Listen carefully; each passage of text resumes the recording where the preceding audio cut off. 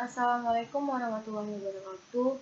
Perkenalkan, nama saya Junun Tahana dari Prodi Perawatan Pangkal Pinang tingkat 1 Poltekkes Kemenkes Pangkal Pinang, NIM 2014-4140. Baiklah, di sini saya akan menjelaskan cara kerja sistem parasimpatik dan simpatik.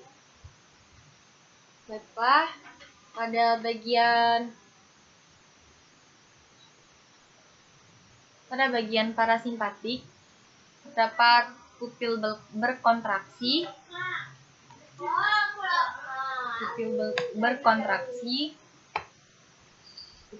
berkontraksi, merangsang sekresi air liur, menghambat denyut jantung, bronkus berkontraksi, menstimulasi aktivitas mencerna, menstimulasi kantong empedu, kantong kemih berkontraksi, dan rektum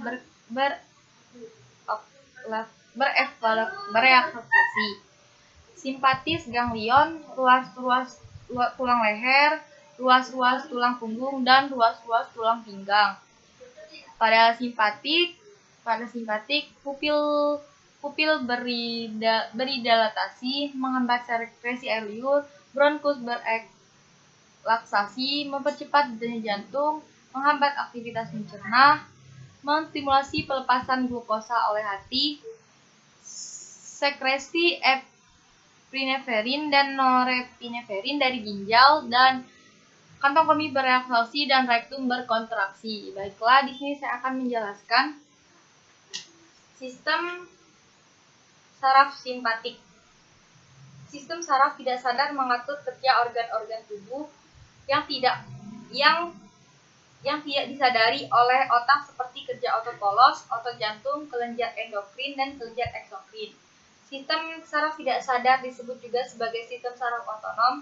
Sistem saraf tidak sadar dapat dibedakan menjadi dua macam, yaitu sistem saraf simpatik dan sistem saraf parasimpatik.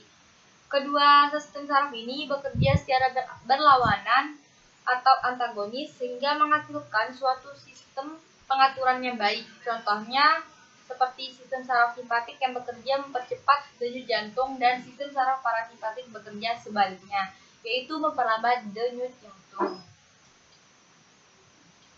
Sistem saraf simpatik. Sistem saraf simpatik berupa sel-sel saraf yang terdapat di sepanjang tulang belakang sebelah depan, yang dimulai dari ruas-ruas tulang leher hingga tulang ekor. Sistem saraf simpatik mempunyai simpul saraf atau ganglion di sepanjang tulang belakang sebelah depan, mulai ruas leher terbawah sampai dengan tulang ekor. Seperti kalian lihat di gambar pada sistem saraf simpatik. Nah, setiap simpul saraf saling berhubungan sehingga menjadi dua deretan, yaitu deretan kiri dan kanan. Tiap simpul dihubungkan oleh sumsum tulang belakang. Dari tiap simpul saraf keluar tersebut terdapat saraf yang menuju ginjal, paru-paru, dan jantung, dan organ-organ lainnya.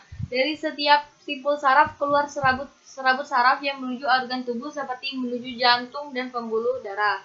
Fungsi atau kerja sistem saraf simpatik: mempercepat denyut jantung, meningkatkan tekanan darah, menurunkan sekresi ludah dan gerakan alat pencernaan, meningkatkan sekresi adrenalin, menghambat sekresi empedu, melebarkan pupil, memperbesar bronkus, menghambat pembentukan urin, mengerutkan kulit rambut, memperlebar pembuluh darah, menghambat kontraksi pada kantong kemih. Sistem saraf parasimpatik.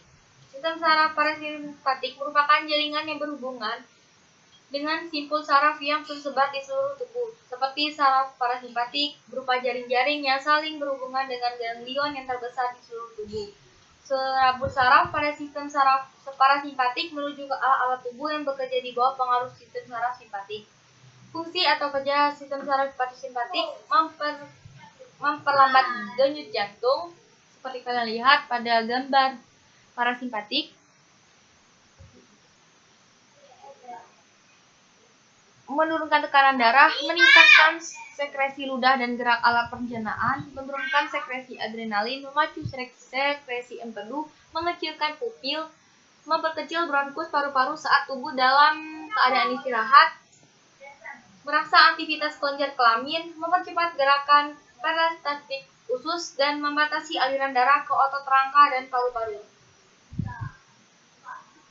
Sistem saraf parasimpatik memiliki urat paraganglion yang panjang karena ganglion menempel pada organ yang dibantu. Sistem saraf parasimpatik terdiri dari keseluruhan nervus vagus bersama cabang-cabangnya, ditambah dengan beberapa saraf otak lain dan